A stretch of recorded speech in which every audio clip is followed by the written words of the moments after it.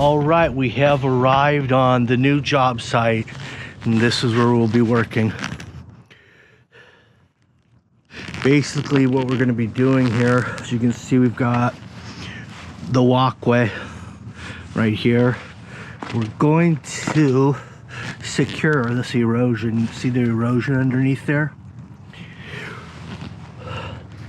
We're going to come out here about 2 feet.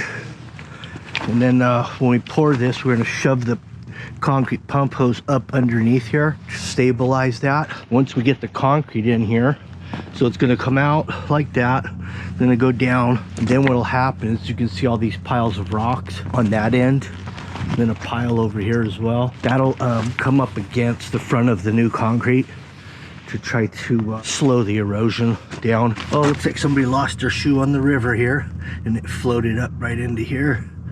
Thinking about bringing my fishing pole down here and set it out there where I'm doing this work here. Maybe I can get the chef to cook me up some fresh fish. If he shows up, that is. He's late already. So I don't know if I'm gonna get that fresh fish cooked. Here's how far we gotta go with the hose. Coming up that set of steps, got a mini set here. Another set there. It's about 200 feet, I believe, all the way. All right now Doug is laying out, he just laid out our dowel locations. We're gonna do dowels every 2 feet. So we're gonna drill into this existing concrete 6 inches deep, and our dowels are gonna be the pink bar. You notice the pink bar right there, it's 1/2 inch pink bar, which is comparable to 5/8 inch steel, tensile strength. Also, it doesn't rust. So it's ideal for down here, especially since I have a cold joint and I don't want those dowels to rust out through a cold joint. So this is really perfect pink dowels for this. Steel stakes, these are 4-foot steel stakes, and they're round and they're brand new. Matter of fact, I got a couple quotes. I got one at Endurasteel for $18 a piece, or no, $16 a steel stake for those rounds. I ended up going to Las Vegas Concrete Accessories for $8 a steel stake. So I'm thinking about, I don't know, maybe picking more up and selling them to Endura, making a little profit there. Here's what we got going right now. I'm moving some of these rocks because I've got to get an end form in at that joint. That's the property line. And you'll see those piles of rocks in that location. What that really does is it actually breaks, it kind of gives you an eddy in the river. So when the river comes up, you create your own eddy by having these little rock piers going out. In other words, it disrupts the current, so you get a little slower moving water there right in front of your dock. Here's Eric, the chef. Doug's on the outside. Looks like I'm holding the camera at this point. I've got some Tapcons. These Tapcons, matter of fact, I've had about 8 years already. I just keep reusing them for formwork. It's great. Really good screw to keep.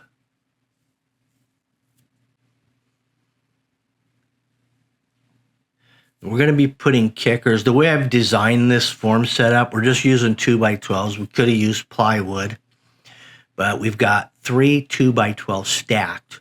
We've got a steel stake, an upright. That's going to be what I'm going to kick off to, top and bottom.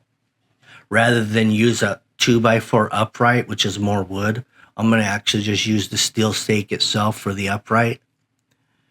So I kick on the steel stake. Surprisingly, you know, steel bends. 2x4s, they don't really bend, they just break at that length. So these steel stakes, because I had a bottom kicker and I had a top kicker approximately 2 to 3 feet in between those two kick points, that steel stake actually bent a little bit during the pour. You'll get a chance to see that. It's pretty amazing, the pressure of concrete. But there was no cracking. Like if that was all wood, you'd hear that cracking sound when it's kind of move like lumber would do. But in this case, you didn't hear it because it was just a nice slow bend of a 3-4 foot steel stake. These top ties I put in the 2x4 with a duplex 16, 2 duplex 16s on top of that 2x12, plus your Tapcon into the existing slab. Here's your 2-part epoxy going in the hole. It was pretty cold out here in the morning, so it was really a hard pump getting it into that hole. Well, I just got back to this job site after a week because the concrete, there's only one batch plant in this city. C-Mex is no longer here. S&S is the sole provider of concrete premix here now. So I had to wait approximately a week here. And in that week, we had the water on the river come up somewhat. You can see my kickers are now underwater. Some of them actually have come loose. You can see over there, one of the kickers have floated loose there. So I got concrete coming here in about 1 or 2 hours.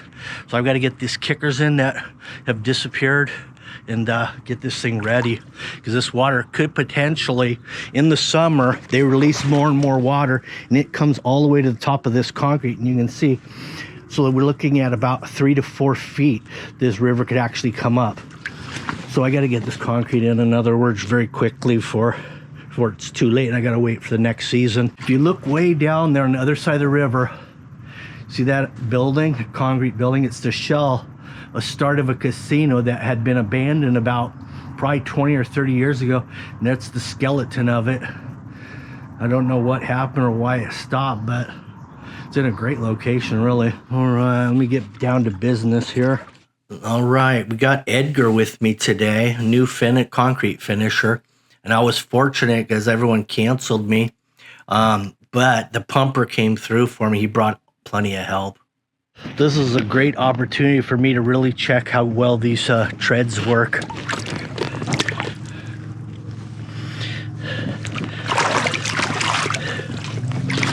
Oh, no water in there yet. So right now, concrete's en route. The pumper's already here setting up hose up top. And I'm just putting new kickers in, the ones that disappeared within that week waiting time I had. I should have nailed them, I suppose, but I didn't think the water would come up that high. We only lost about 4 sets of kickers. So the way those kickers are held in, because we're on a steel stake, we can't really nail into the steel stake through that kicker. I just put a block above each kicker so it can't push out. All right, we're using a pumper caddy today, made in the USA. These guys that make these sent these out to me, so I'm going to give them to this pumper that I'm using today. But that's the idea of it. It helps from scratching your concrete or leaving marks on it. And if you flip it over, you bridge like 2x4s, or you go over the top of a block wall, 6-inch, whatever. Protects your hose, protects the concrete. That's the idea of it. And here's our pumper right here, Julio. What do you think about these things? You think they're gonna work? Yeah, I love them.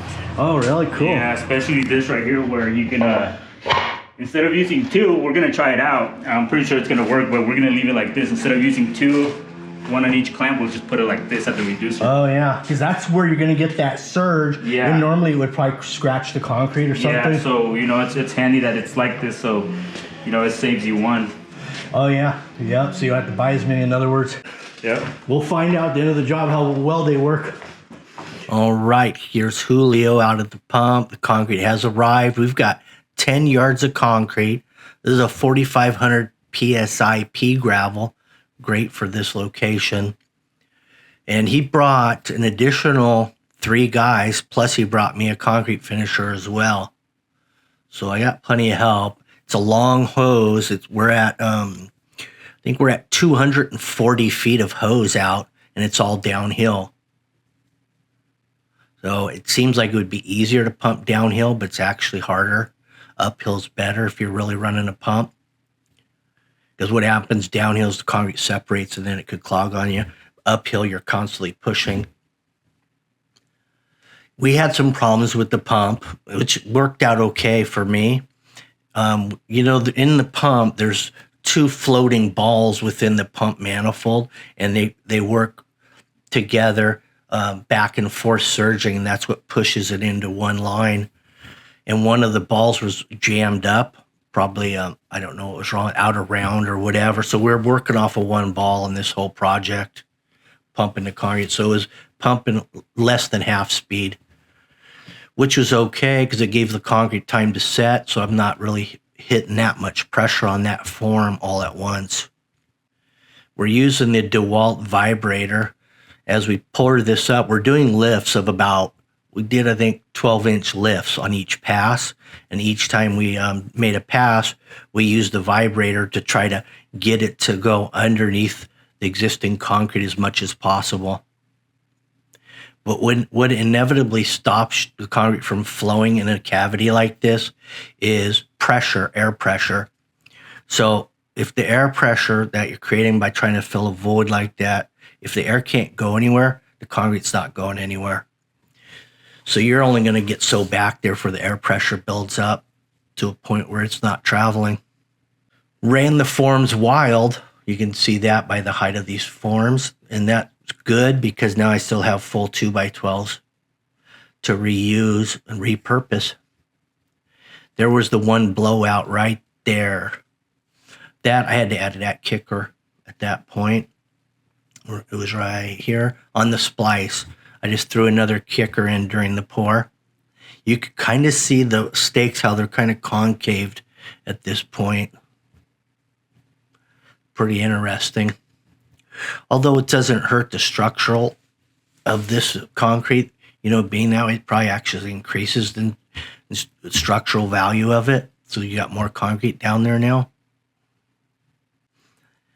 Edgar's flattening out the concrete with a hand float right now, and he's cutting in the joints. He's just continuing the existing joints right on through the concrete. What I'm going to do, I'm going to wait a couple days to remove this form. Then once I do, I'll continue those control joints down the face with the 9-inch DeWalt cordless. I'll just cut it right down the face. These are all Edgar's tools he brought. I think the only tool I really got out of my truck was that hand float. Other than that, he's provided that hand edger and trowels. That particular hand edger, I hadn't used one of those that big in a while, but that was made by Kraft. And I really kind of liked it, actually. It's a wider and bigger one than the normal, but it really felt pretty comfortable.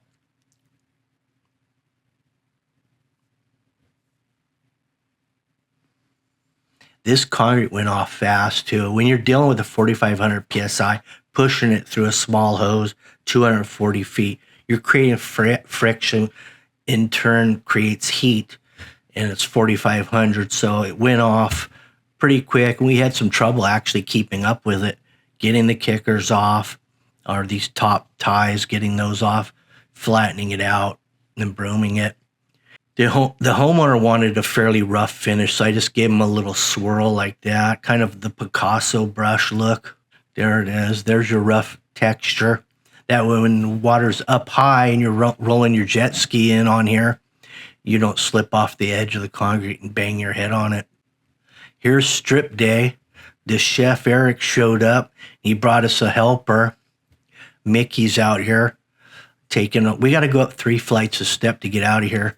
So the more people, the merrier. That means less trips for one person.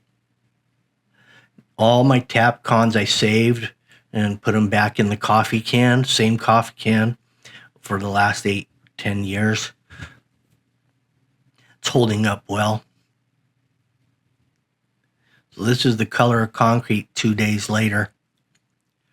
And now when they start bringing the river up, they'll bring the river up during the summer because that's when they start getting more use out here. When the temperatures come up, they bring the river up. A lot of tourists. And then this will get a nice little water cure.